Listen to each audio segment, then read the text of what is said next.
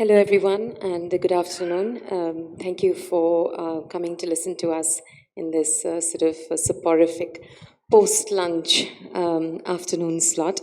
We really appreciate it. And I'm sure it's going to be worth your while because the work that Anand and Zain are doing is just so terribly exciting. So just to give you a sense of what we're going to be talking about today, we're going to be talking about the Maya narrative universe. This is a narrative universe that Zain and Anand have been building.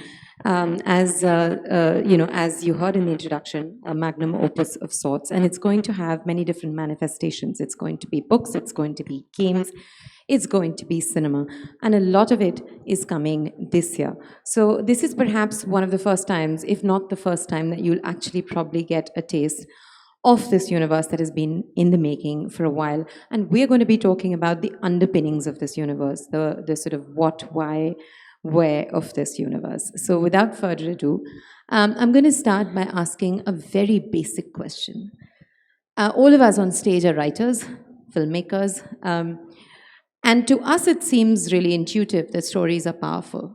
And I think in many ways, from the way I understand your work, it comes from this very basic understanding of the power of stories.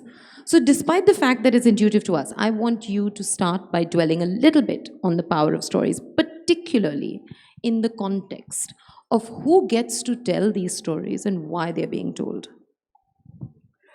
And they're 50 minutes are gone now. My work is. It's this is the fundamental question that in a room like this, I'm sure is not uncommon, and pretty much all of us spend with whatever little intellectual integrity we may offer it. We spend a lot of amount of our time thinking about whether or not our work indeed has utility or value. I mean, at least we do. We can speak for my co-author here and I. And through our films, through our games, we kept asking this question over and over again. And a lot of what we are doing has come from that inquiry, has come as a result of that inquiry. So thanks for asking that question, Pragya, as at the very outset. We did go looking for evidence, even though the evidence seems to be so intuitive that that it seems like a romantic enterprise to even start looking for evidence for stories' impact. Yeah, and it's an existential question every day, right? You wake up, you write stories every day, you put them out there, hoping that it's going to create some impact. But evidence is what we were looking for. Do stories really change behavior, or can we take the stance that big actors take, abdicating all responsibility for the stories they put out there? And the answer after years of introspection was a resounding yes. I'm going to maybe talk about two examples that really drive the point home. There was a man who once picked up the mic and told the world at large that there's a big bad man in a land far away. And this big bad man land far away has something that can destroy everything we hold dear, and rallied everyone to this cause. $1 trillion later, and countless lives lost and countless cities destroyed, the same man comes on stage and says, "Oh, sorry, I was wrong about the WMDs." That was the power of the story. A story that could destroy a civilization. And on the other hand, we have of course examples of stories that have had impact. We've a 9-year-old kid from somewhere in Jhansi watches a story, and 29 years later, Dr. Swati Mohan launches NASA space mission. She launches the Mars mission, right? So because she saw Star Trek at the age of 9. So we have sufficient evidence of how various storytellers in the last century have informed it. So we really started investigating why is it happening. What is this vulnerability that we have towards this this form that we can't even clearly define. We know that we transmit wisdom through stories, we transmit warnings through stories, we transmit what is really going on with stories, where we started finding ourselves investigating more and more. And we went to cognitive neurobiology, we went to evolutionary sciences, we went to system sciences to try and understand what was going on. And we found an incredible plethora of beautiful answers. We saw that a lot of our behaviors, E.O. Wilson puts it very beautifully. He says, uh, we have Stone Age emotions, we have industrial age institutions, and we have space age technologies. And the biggest tragedy in front of us, or the biggest challenge in front of us as a civilization, is that we deploy our space age technologies, um, parse them through our industrial age obsolete institutions to serve our Stone Age emotions. And if we can reverse it somehow, if we can find the vestiges, identify the vestiges, and see really what we are trying to do, we can perhaps set our priorities in order. And that's what stories are supposed to be. A story is a priority machine. It's a priority engine for civilization. It's a simulation software. Through a story, we simulate the future that we seek to build, the nightmares we seek to ward off and avoid. And we reverse engineer these systemic frameworks of utopias and dystopias through the stories we tell each other, through these dreams we share with each other in stories. And in these simulations, we also start wondering, what steps would be required to make dreams come true and ward nightmares away. We call these systemic steps required to make dreams come true and ward nightmares off values. And we often conflate them with something that has to be inherited from the past, but values we inherit from the future.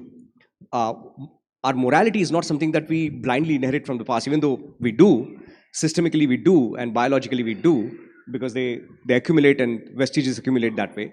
But that's not what it ought to be. Our moralities, our values are essentially systemic strategies that we agree to we agree to work upon to make certain futures come true, because past is replete with violence, is replete with predation, with the exception of photosynthesizing plants and some chemosynthesizing insects.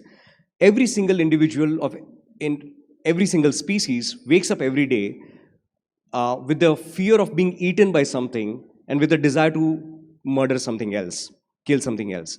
Now that is nature, and to think that nature is anything else is just objectively and intellectually wrong. Nature is also, and often the arguments that we immediately get is, oh, but nature is beautiful and kind and cooperative. Yes, of course, these are wonderful strategies that we've also evolved and inherited from nature. But as a species, the network effect of human wisdom started aligning us in a direction where we said, okay, can we prioritize some behaviors over some others?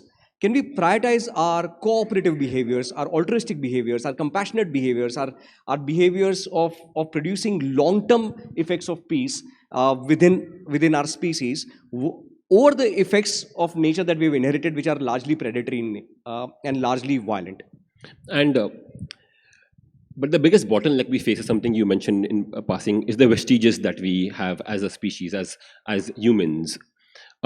We grew up in a forest and savanna environment where energy wasn't as readily available. So our body I don't mean to imply agency, but our body wrote in code that said, if carb, then good.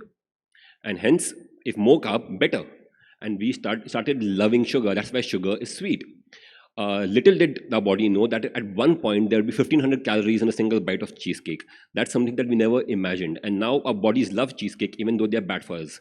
Similarly, stories, the most appealing stories are the most vestigial stories. The idea that you may never find a mating partner, and hence stories where mating partners are not available anymore, where your resources are being stolen away by a fictitious other stories that appeal to us the most.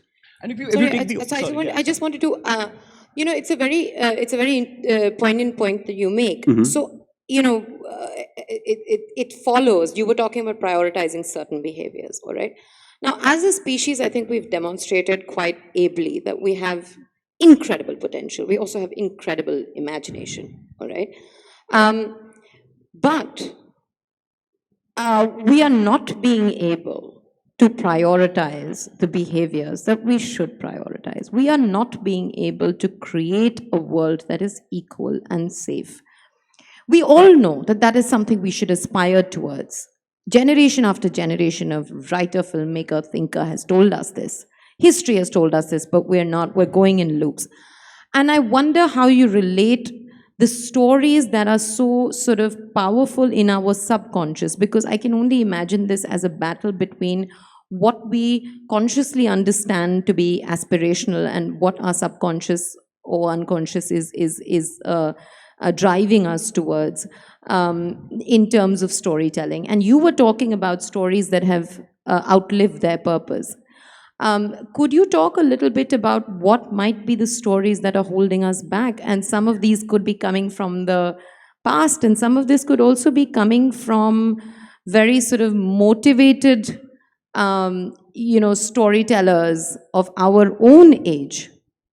Yeah, you're absolutely. I mean, that's a fantastic question, and this is really at the this question uh, penetrates the heart of what we constantly negotiate with. Uh, the reason a lot of us, and especially I come from film, there is still a very wide variety of authorship that is significantly enlightened. But when it comes to film authorship, cinematic authorship, because of the nature of the beast, because of how expensive it is to make films, because of the economic vagaries that go into it, and because of the number of people it needs to reach, and the number of people in civilization who are just recently been welcomed into the fold of civilization, who have not had who have not had access to ideas of enlightenment, and or who have not yet agreed on what some of us might take for granted: equity, non-predation, etc. Uh, and because the medium has to appeal to that new fold, the newcomers, it invariably always remains at this stasis, and it keeps talking about. It basically is the sugar and fat like it's junk food, and there is junk culture, and cinema ends up gravitating towards creating and perpetuating more of junk culture. And the reason for that again is that we are hardwired to our minds are hardwired to reward consumption of stories that trigger survival learning behaviors. So anxiety is extremely useful in caves and in forests and savannas, because it's your only tool of survival. You are at a constant threat of predation, and that's deeply hardwired in us. We are a post-agrarian society only in the last 10,000 years at best, and at that, we are not even close to being a peaceful society. We're not even close to being a truly equitable society, even though that dream has existed for a few thousand years now. So we are deeply anxious as a species, like all other species are. We are constantly worried of something coming from the dark and stealing our resources away, our children away, our mating partners away. In fact, the narrative of somebody from outside coming in and stealing the mating partner away is so common that politicians can just use it, throw it around, and it would stick. And it would surprise some. We would keep getting surprised over and over again. The civilized members of the society everywhere in the world keep getting shocked that, oh, it's still working. It's still working somehow. That the same old story is being told, that some group, another group, and this is not even an outsider group. This group just has to be called an outsider. It doesn't really have to be an outsider group. They just have to be labeled as outsiders. Will come in and take your mating resources away. It's the biggest threat that humans are still experiencing, even when there are 8 billion of us. When making progeny is not the most urgent situation in front of us. We have climate crisis. We have pandemics. We have all kinds of massive challenges of inequity going on, and we can still be seduced by the idea that somebody is going to come and take our jobs away and our mating resources away. Now, the reason we are so vulnerable to this is because we are deeply hardwired to constantly be anxious. We're deeply hardwired to respond to stories of that we feel our software upgrades that will help us survive better, that will help us learn new mechanisms and tools of survival. So stories of conquest, stories of romance, which is basically, I mean, we sound like robots when we say this, but romance is basically euphemism for progeny creation eventually. Like, I mean, really, courtship and romance. So stories of romance, stories of sex. I mean, it's sex and violence and the euphemisms, and like in communities where there is, like, age old, like, tradition of civilized other civilized behaviors, like clashing with it becomes euphemized as romance and conquest and revenge and justice. But these are stories that are not the most urgent stories we ought to tell. Now, why do storytellers tell them? Because they work. Because it's very easy to hack into. Why do politicians tell them? The same reason. Politicians would be better off actually making more infrastructure, more progress, actually providing services that make human life better. But they don't need to, because they can just tell a story which will stick. And the reason it sticks is because we are deeply vulnerable. We are deeply hardwired. Even the most enlightened amongst us are very, very hardwired to vestigial responses that evolved in times of profound scarcity. Things like jealousy, envy. Most of us know that we don't need these things. Some of us may debate and argue about it still. Some of us may say that, oh, we still actually do need that because it kind of energizes us. But we don't actually really need these vestiges. But we are so vulnerable to responding to stimuli in our environment. Through story, through political story, or through narrative fiction, or through narrative non-fiction, that trigger these responses in us, because our mind immediately rewards it. Our mind immediately rewards the consumption of it, the way our mind immediately rewards the consumption of sugar and fat, which actually gives us diabetes, which is actually not good for us in times of abundance of sugar and fat. So likewise, in times of abundance of anxiety stories are incredibly detrimental to us. They're not the most urgent stories to tell. We have far more urgent solutions to seek out, but we are vulnerable to them. Sorry, one additional question to this, in the same vein, is perhaps the most common stories that are known to us, and stories that have not just shaped individual consciousness, but collective consciousness. Our individual consciousness could be shaped by, our very specific cultures and upbringing, in terms of what you grew up reading or what I grew up reading could be very different. But when it comes to mythologies, I think there is they're great unifying stories. And in that sense, they've shaped collective consciousness, right? And the sort of mythologies we've grown up on are interlinked globally, right? So you have Roman myths, and you have Greek myths, and you have Indian epics, and of course the most powerful source of mythology, which is Hollywood. But there's much more in common, even though they're very diverse cultures and very diverse eras in which these mythologies were created. There's much more in common to them than disparate between them. So I'm curious about whether you think new mythologies are possible, and is that part of your project? That is, I think, the cornerstone of the project. The idea is, it's also, a mythology is basically a civilizational blueprint. A civilization sits down, they assign a job to a mythologist and say, where are we currently at? What are our crossroads? What are the problems we are facing? What are our anxieties? Or what is our political ambition? And how do we, as a civilization, agree on a solution or agree on possible solutions? That is fundamentally a mythology. But mythologies, as they grow, evolve. They become deeper. They become more than just blueprints. They become identities. And that is where they stop evolving. Zain, you probably also want to talk about how lore is a memeplex. It's a vast network of multiple stories and perspectives. So that's... Yeah, and again, actually in India, we understand that more than anyone else, because India is, I think, Indian mythologies are the only non-canonical mythologies that exist. You can go to every village in India and ask the same mythology, get a different version, and none of the versions are wrong. They're all accurate. They're all correct. To a Western audience, that seems absolutely absurd. What you're doing is you're taking a bunch of stories. These are micro anxieties, micro ambitions, micro identifiers, and bringing them and just weaving them together in a larger narrative structure, a larger philosophical structure that becomes the core thread that links a civilization together. But as civilizations evolve, that becomes different.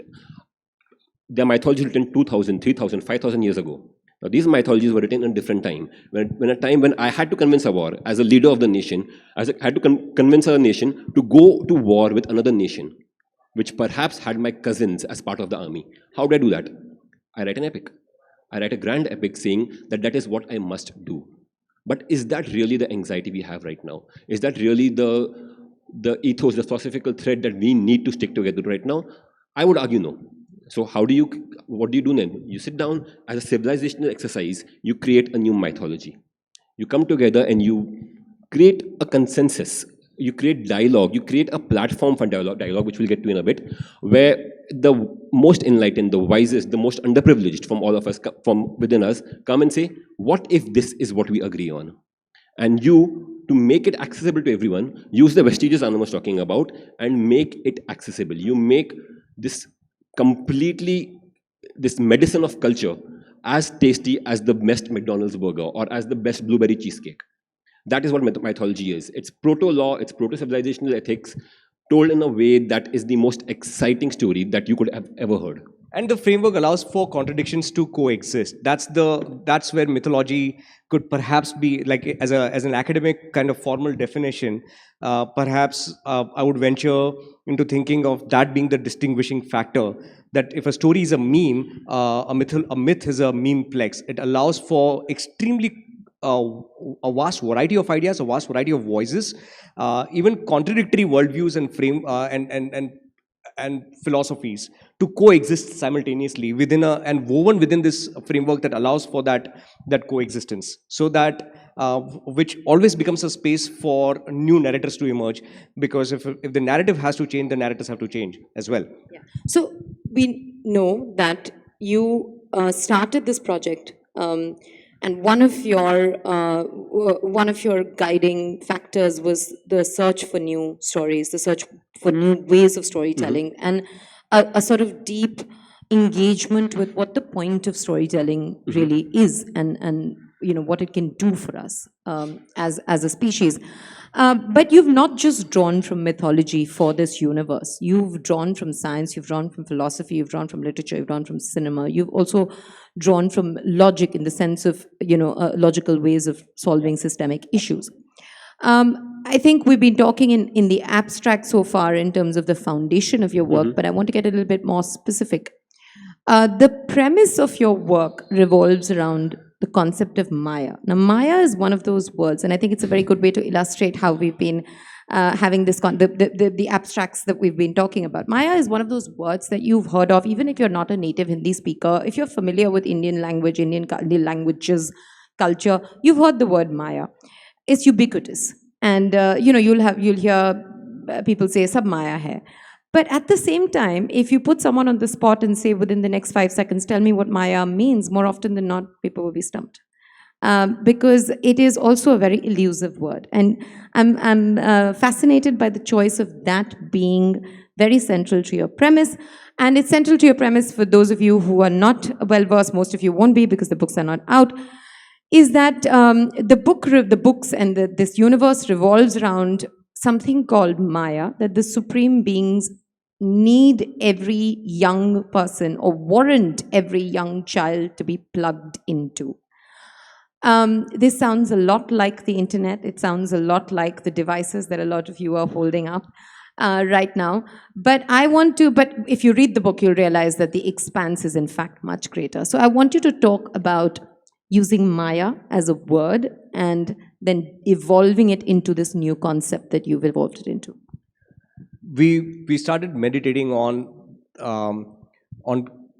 this idea of and on this concept of Maya for over the last few years, and we started when we were looking, especially when we went looking for parallels in philosophical history, parallels to the concepts that we were inventing or synthesizing. We started looking for metaphors that have existed forever, and we realized something. Just a context before that. For us, the process of storytelling is not, oh, this will be a fun story, let's say it. The idea is, okay, these are the ideas we want to put out there. What is the best vessel to put the idea out? Yeah. So the approach is more often of engineering than art necessarily. It's not intuitive. It's not that we wake up one morning with a flash of realization and kind of rinzai and we know this is what we seek to build. It's more of plumbing. We go to work every day, morning to night, and we take a problem and we try to solve it. So it's more of a design problem, engineering problem that we take on. And that, for us in this case, was, like you rightly contextualized, was to revise the fundamental thesis of all mythology, because we were increasingly suspicious that the idea of good versus evil is the one story that we have overtold now. In a world where every last person is simultaneously a victim and a part of the machine that perpetuates victimhood. It's an obsolete story to continue perpetuating. If anything, in a polarized world like ours, anybody who is engaging in behaviors that would classically be called evil are extremely convinced of their goodness. and Yeah. convince a million others of their goodness. Yeah, I've never met a person who's come to terms with the fact that they're evil. As a matter of fact, you have seen stories in India from last few years where gatherings such as these are the evilest places that you can imagine.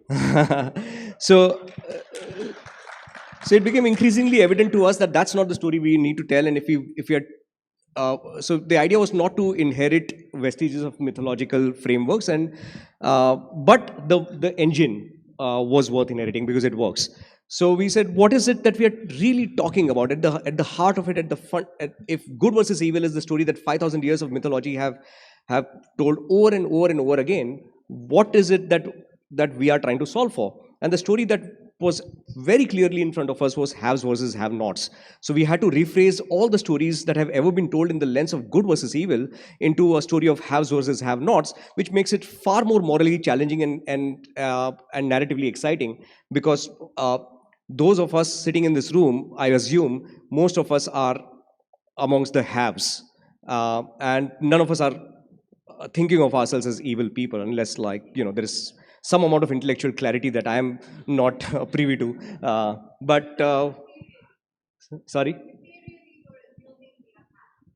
Materially, Yes, we are materially, haves. yes. Yes. Materially, yeah. I'm like, so that's where, in fact, we come to Maya, which is the non-material, or the the non-quantifiable, yeah. the non-tangible, the non-quantifiable, and for few thousand years, for the last few thousand years, since complex systems started emerging, since economics started taking shape and form, since we started having this representation of labor and toil and future possibility as currency, as we started making these various metaphors a part of our life, so deeply embedded into our life that they became real. Money, for example, it's become as real as we can imagine anything to be. But we know that it's a computational metaphor that we've all agreed to give value to, we have all agreed to believe in, and most of us have not even really agreed to it. We've just been made to agree to it.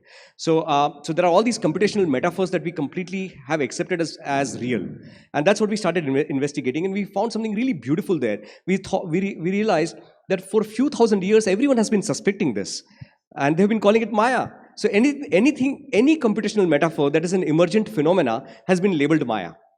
Any experiential phenomenon, Money, love, the stock market, money, everything. love, stock market, anything that is an emergent behavior, that is an emergent phenomenon that cannot be broken down to its parts, because the whole will dissipate or disappear once you start looking at the parts in isolation. You say love, you like, okay, you take sex out, love still exists. You take companionship out, love can still exist. You take all kinds of, like, you start like really deconstructing all the elements that compose love, one would imagine, and somehow this transcendental phenomena called love will continue existing. And hence it's baffling to early material thinkers, early epistemologists, early philosophers, when they're looking at these extremely complex emergent phenomena, and they're like, where is it coming from then? Oh, it's definitely some kind of an illusion or a simulation. It doesn't really exist. It's non-tangible. It's not tangible. It's not quantifiable. It's surely not real even. And you look at any emergent phenomena in the last couple of thousand years, at least in this part of the world, most emergent phenomena, are called Maya. So we realize that that's an incredible metaphor when we are talking about emergence, because at the heart of it, we are essentially talking about emergence. We're talking about systems. We are really reinventing and we have to, because of the challenges that we are trying to solve narratively. We are reinventing the idea of empathy. We hear hear that word very often, and thankfully so. A lot of our peers, and our people who have worked, authors, filmmakers, for the last few decades have been talking about compassion and empathy as a solution to a lot of our problems. We realized that to solve a complexity that is so emergent in nature, climate crisis, pandemics, economic inequity, etc., lack of dignity for a billion humans, etc., lack of food for a billion humans. These are extremely complex systemic inequities and challenges. We need a systemic metaphor. We need a systemic solution. So the idea of empathy has to be rephrased as empathetic systems, systemic empathy. So the difference, very simply, is you're standing by the road, an elderly person comes up to you and or is waiting for crossing the road. So you help them somehow. right? You pause and you stand and you take the chance of, you take the risk of losing time and invest the time in helping that person out, that individual out. You make them cross the road, you help them climb up the stairs of a building that they need to get into, and so on and so forth. Now that's empathy, that's compassion that you find in not too many species. One would argue anywhere from 16 to 25 species have some form of social altruism, and we are one among them. So of the millions of species, let's never forget that we have that going on, because we have figured, we have hardwired empathy, we have hardwired compassion, like ants and termites in their own way, in some form. But there aren't too many eusocial species out there. We are one among them. But the challenges are systemic in nature. So the answer can not only be empathy, the answer has to be systemic empathy. So we create empathetic systems. We create systems where the elderly person is not at the mercy of your moment of empathy, your inspired empathy, but can push a button on the red light, stop the traffic, cross the road on an automatic wheelchair, which has been invented by someone just to solve that very problem of mobility, can attach the wheelchair to a sloping elevator and go into the building. So we create slopes, elevators, machines, engines for mobility, for access, so that we provide that individual the dignity that they deserve, or that we have promised to everyone in making this future that we have promised ourselves. It's not inherited from the past. This is not a value that we inherit from nature. Nature does not have such a thing. It has if it does, it's a rare occasion, but it is a value that we inherit from the future that we are seeking to build, a future where everyone has dignity and equity. So we said, let's focus on systemic equities. If we are talking about systemic inequities, let's also highlight our ability to produce systemic equities. So a lot of our focus with Maya is to look at systemic inequities produced by this network effect of the internet, AI, the network effect of a lot of humans, of mobs coming together and losing any sense of morality or consciousness or direction, being countered by network effects of human wisdom, network effects of human aspirations. So it's Maya on both ends. So if Maya is the stage on which your story is set, your protagonist is Yacha, which comes from the word Yasha, I think, which is a word, a name in Quechua, and so one is the choice of the name, because it's always, I can't imagine it's easy to name your protagonist or pick one name for your protagonist, and the second is the sort of superpower, to use the term of mythologies, of your protagonist, Yache, is that he is not plugged into Maya. It's also his Achilles heel. So what did you want to, first about the name, and secondly, with this simple construct, what are the not so simple ideas that you wanted to explore?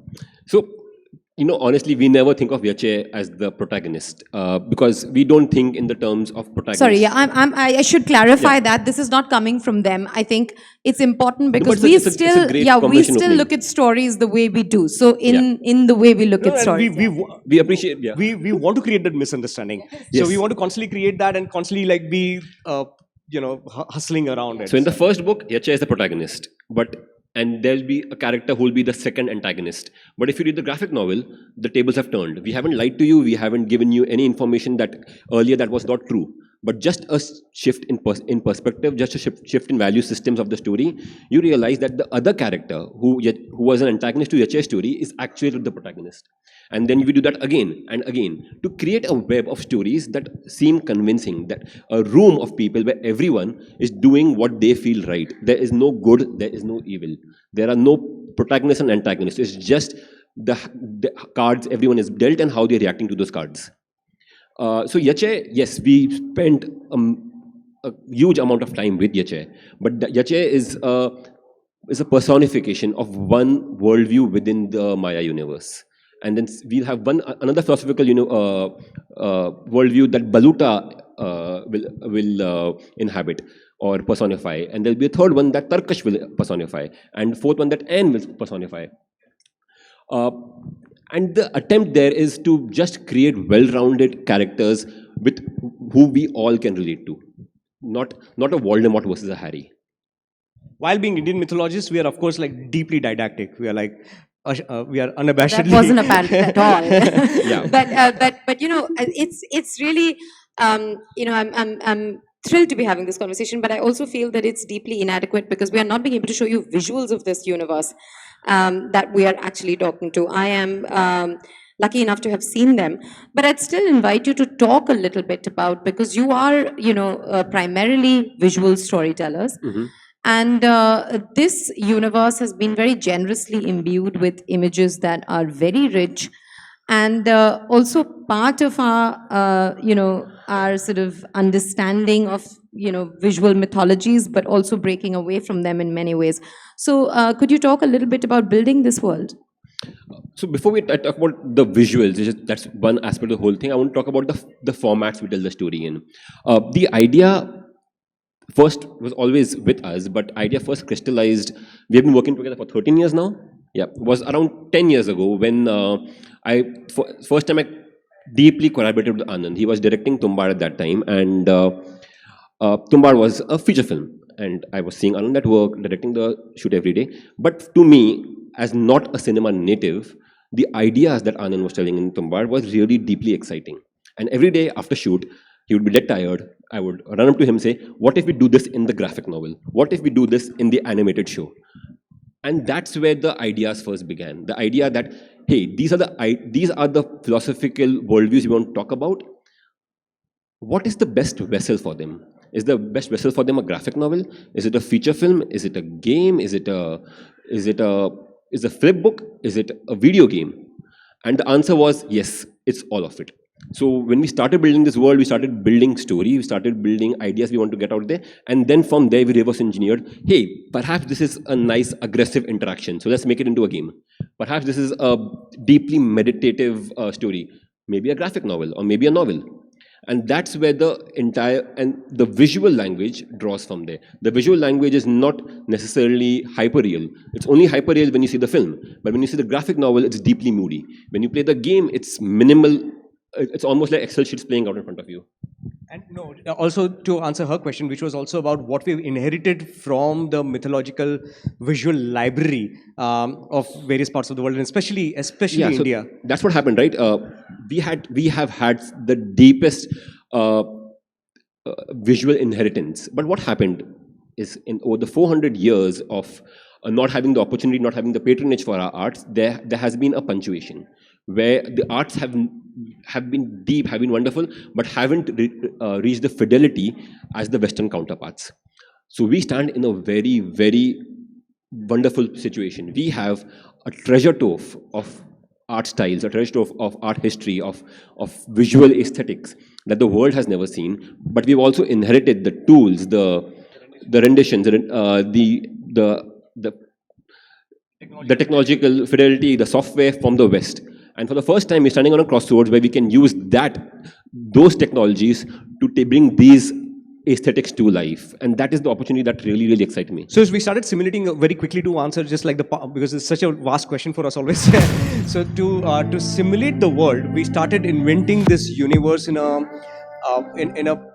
pretty logically consistent manner. So instead of thinking of ourselves as writing mythology where we can pretty much do anything we want to do, we started giving it very strong scientific constraints. Just some context before that, this is not happening on Earth. It's not happening on our timeline. It's not based in the future of Earth or the past of Earth. This is an entirely new universe we build. We got geologists on board to build the planet, evolutionary biologists to build the species. It is the tagline of the company is fresh apple pies made from scratch. It's a ode to Carl Sagan, who once asked, "How do you make an apple pie from scratch?" And the answer he received was, "Well, you get an apple." No, how do you get an apple from scratch? And it's infinite regression to the point. To make an apple pie from scratch, you first make a new universe. So that's what we did. We started building a new universe, and within the universe, we did what Anand said.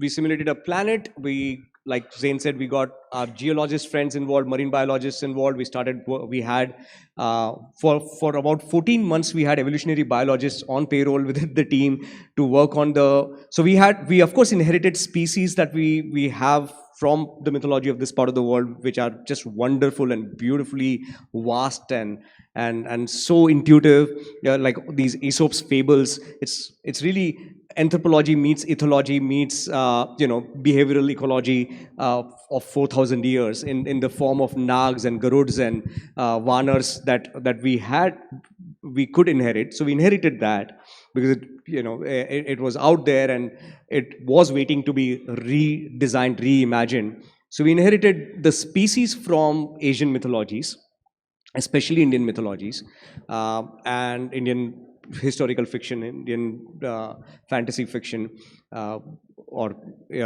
philosophical fiction. And we started giving them shape, we started giving them consistency, we started giving them evolutionary, biological, and physiological logic. So we have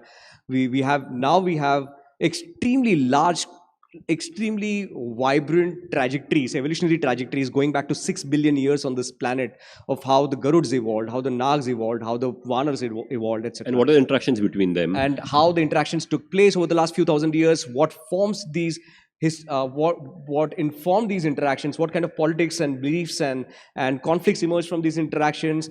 So we had our friends who are cultural anthropologists work on it. We have linguists working on various languages. So we have Sonia Lang, who's a wonderful linguist. She has done a language called Edu, which is spoken by the Rakshasi of our universe, that most human when we translate Edu, we'll have to use a lot of tech, because and maybe even biotech, because we won't humans can only pronounce 60% of the language that we have created. So we have it's been just and amazing. each answer gave us more questions. We had more. One second.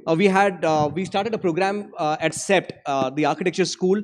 So a year ago, we started an architecture program at SEPT for creating the built universe, the built environments of the Maya universe. So the second semester is now going on. The first semester just got over. Our students won excellence awards. The question was, like, if you have making a building for Garuds or making a building for Nag, they're not going to live in buildings like this. What do the buildings look like? And especially when materials are completely different. We had a completely new set of restraints because the geology is different, the topology is different. We created more and more restraints for ourselves as we went along. We were like, the moment we would achieve a certain degree of complexity that we have solved, design complexity that we have solved, we'll just like make it harder for ourselves over the last 4 years. So now we have a universe that is extremely unique, unprecedented. It looks unlike anything that we have seen from anywhere in the world. The aesthetic is unique, and it's as ambitious as it gets. Yeah, thank you. I have very little time, but I'm going to use that to ask them to read at least one paragraph, because they've never read from the work before. We will come to questions. We will come to questions, I promise you. But they've never read from the work before. You're the first audience they're reading in front of, and we don't want to miss that opportunity. Okay, I'm going to read some excerpts. Sure. We are woven from the strands of others. There is a word for stealing the biomaterial of another living being. We are woven from the strands of others. There is a word for stealing the biomaterial of another living being, erasing the memories stored in it, and repurposing it to store our own genetic code. It's called eating. Thank you. About supernormal stimuli and how we are so vulnerable to it. There is a reference to that in the book through a species. Yeah, go for it. A soft flutter drew Karkotak's attention upward, where root-veined walls curved inward like a bell. A chatak bird perched upon the tendrils, its gas-filled body almost weightless. Thread-like appendages rippled with faint charge around it, dancing like living silk, its eyes fixed on patterns within a frame. The chatak, Karkotak said, watching its strange movements. I've never seen one remain without a cage. Cages belong to cruder times. Theresia Sanjay's grafting head glanced up. Just for context, this is a dual-headed Gandharv. The Gandharv species in our world are dual-headed, they're conjoined. So they have two names. This one is called Theresia Sanjay. Sanjay, you know, Theresia also, some of us know. Cages belong to cruder times. Theresia Sanjay's grafting head glanced up. those ember glow stripes behind the kiting glass. The chatak sees perfect plumage, the promise of a most beautiful, impossibly healthy mate. Those dots overhead, they pulse like mineral salts that it spends years seeking, always approaching, never arriving. What prison could be more exquisite than desire? Um, should I read one more? Okay, one last. We're still warming up to reading. These are literally our first. So apologies for yeah. Thank you. This is Divyendra's philosophy. This is like a character in our universe. Um, this universe pulls itself apart, Parthiv. Every star dies, every design dissolves, every song scatters to silence. Yet here, in defiance of that great unmaking, we arose. The first pulse of life was not the cell or seed, it was intention itself. Matter learning to resist its own dissolution. We are not its culmination, merely its current carriers. Those who enter Maya seek escape, dreaming up lifetimes between one breath and the next. We use it to pierce tomorrow's veil, trading flesh time for perfect prophecy. This is about big data. So the Divya use big Maya as big data, whereas everyone else uses it for entertainment. Those who enter Maya seek escape, dreaming up lifetimes between one breath and the next. We use it to pierce tomorrow's veil, trading flesh time for perfect prophecy. But these are mere ripples in a deeper current. What flows beneath is vaster. We are the eyes of existence, and we have been teaching it to remember, to think. Every thought that passes through Maya, every hallucination and prophecy, all of it training matter to hold meaning against dispersion. The Hiranyagarbha will be life distilled to its essential mathematics, not knowledge, but the very seed from which knowledge grows. When the sky fire comes to unmake us, when even Maya's great web unravels, this single drop will remember how to bloom. You see lives, Parthiv, I see life itself. Each consciousness in samsara is a transient song, a brief organization of atoms that learn to know itself. Beautiful, yes, sacred even, but the real miracle isn't any single song, it's the universe's capacity to generate song from silence. That's what the Hiranyagarbha will preserve. All the great turning of worlds has been a struggle against impermanence. From first seed to vast awareness, from Maya's shared dreams to pure awareness, each step an attempt to preserve what wants to dissolve. We are not fighting for samsara's survival. We are fighting to preserve the very principle that lets matter wake up and wonder. Wonderful. Do we have time for some questions? A few questions? One? Two. Give me two. Okay, great. Thank you. Yes. Sorry, but sorry. I mean, you'll hear this in like Hugo Weaving's voice, which will be much nicer. Can we give one to the lady over there? Oh, the lady over there. Sorry, she had her hand up first, and then sure. I'm so sorry. Okay, the lady. Okay. Yeah. Either. Okay. Ask the question, yes? Yeah, let her ask the question first. Okay, fine. Please go ahead. Okay.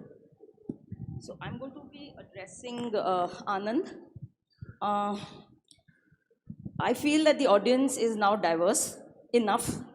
Though mainstream cinema still holds sway, but the audience, we also see the likes of Vicky Dona and Badai Ho doing extremely well commercially. Very difficult subjects, but told in a very entertaining manner. And they also make money. So difficult subjects are being told in a manner that connects with the common man and not just with the elite of the society. Okay, so on the other hand, just one more line. On the other hand, some brilliant alternate cinema that fails to find audience or cinematic release despite the success on the festival circuit. It's in a way, it's very good that OTT, Glenn, may I ask you to get to your question, please? Is there a question? The comment. Okay, we'll take both the questions together so then they can respond together. So my question is, you talked about the emergent systemic concept of empathy, right? Systems to emerge that will, using AI, etc. I thought that was very interesting. But my question is, I'm doing a retelling of the Ramayana from various perspectives. It's a revisionist mythology. Any advice or comments around how to create something super different, but also something that aligns with or attracts the collective consciousness to actually look at it? Sorry, I see the tickers on 45, so I feel like we can take one more question. No? Okay, well, the tyranny of time and the tyranny of JLF volunteers. Sorry, if you'd like to respond to these two. Yeah. For the first question, yes, there is like a lot of work that's increasingly being received. When we look at what we believe must have been our counterparts in the past centuries, we believe that we are incredibly privileged. We live really well. We eat really well. The society has been very, very kind to us. We have, been given a lot of resources to do what we do. Tumbbad, Ship of Theseus, and Insignificant Man, SHASN, each one of these experiences and ideas that we put out there have done incredibly well. So we are very grateful for that. Ramayana, there is just so much that remains unsaid. What excites me about Ramayana that I feel has, of course, been said, and revising mythological perspectives, revising the worldviews and frameworks informing mythologies is literally the DNA of this culture. So we ought to keep doing that for years to come and decades to come, and keep completely re-questioning, re-challenging, reimagining the frameworks and ideas of the past. One idea that remains somewhat unsaid, of course, it's the main idea and it's spoken about over and over again and still not received sufficient focus, is the idea of Ramayana being the first, one of the first proposals or prescriptions of democracy. You have an individual without any power whatsoever, the last person, the dhobi, the washer man, and who comes and challenges the emperor of the seven worlds and is allowed to speak his mind, even though it's even though what happens after that can be questioned from today's lens. When we look back, of course, you can have a feminist reading of it, you can have a reading that is far more progressive, but to see Ramayana as something that proposes the idea of the most powerful emperor being at the service of the last person on the street and being at the service of the voice of the last person on the street has not been celebrated sufficiently in modern revisions. So that's something that attracts me a lot. That's an excellent observation. Thank you all. I'm sorry that we couldn't take more questions, but I promise you, this is not even the trailer. This is the teaser. I'm sure Zain and Anand are going to be back as they continue to release books and release games back at JLF, back at other places. Keep an eye out for the books. I promise you, you will love the stories. From what I've read of them, you'll want to engage with them over and over again, and they will reveal something new to you in every reading.